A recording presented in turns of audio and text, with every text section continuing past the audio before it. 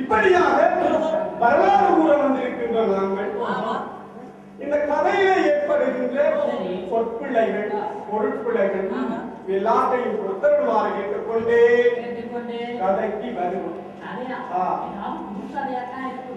சோழவள நாட்டிலே மேற்பாடி என்று சொல்லப்படுகின்ற ஒரு ஊர். மேற்பாடி போய் காலகளவு. இப்படியாக மேற்பாடி என்று சொல்லப்படுகின்ற ஒரு ஊரிலே மலையும் மலை சார்ந்த இடமாகிய குறிஞ்சி வனப்பகுதி.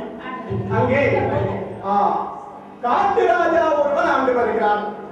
அவன் நம்பிராஜன் என்னும் பெயரால் நலமுடனே ஆண்டு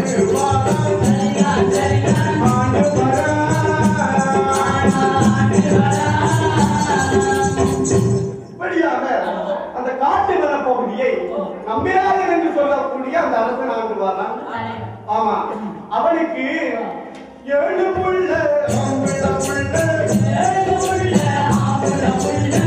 ஏற்றமுடனே ஆண்டு வாராய்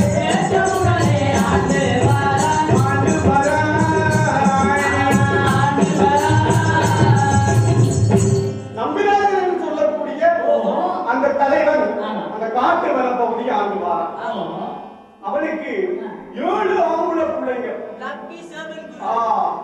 7 ஆம்பள பிள்ளைங்க இருந்தும் அவனுக்கு ஒரு பெரிய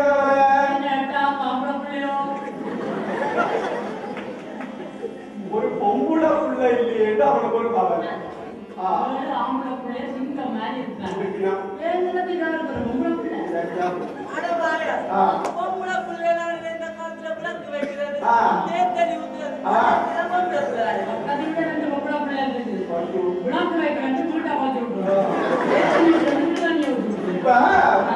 வீட்டுக்கு ஒரு மகாலட்சுமிகரமாக ஒரு பொம்பளை புள்ள வேணும். நம்பிராஜன் எம்பெருமான் முருகப்பெருமானை வேண்டி நிற்கிறாரோ. ஆமா, காவடி எடுக்கிறாய், கரகம் தூக்கிறாய், வெறும் படையல்கள் எல்லாம் வைக்கிறான்.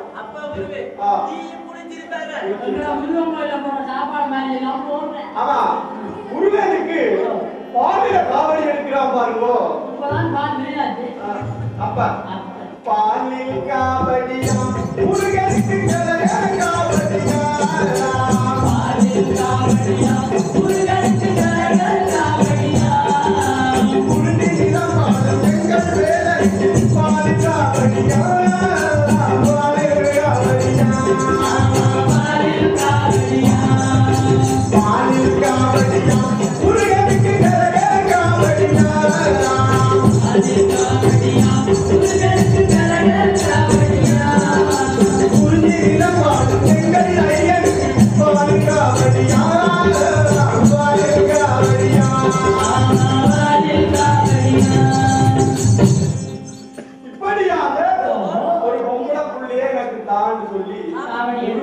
காவடி எடுத்து வேண்டி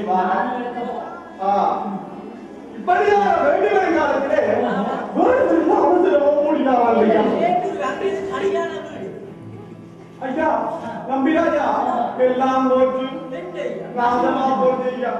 வீடு போச்சு, வாசல் போச்சு,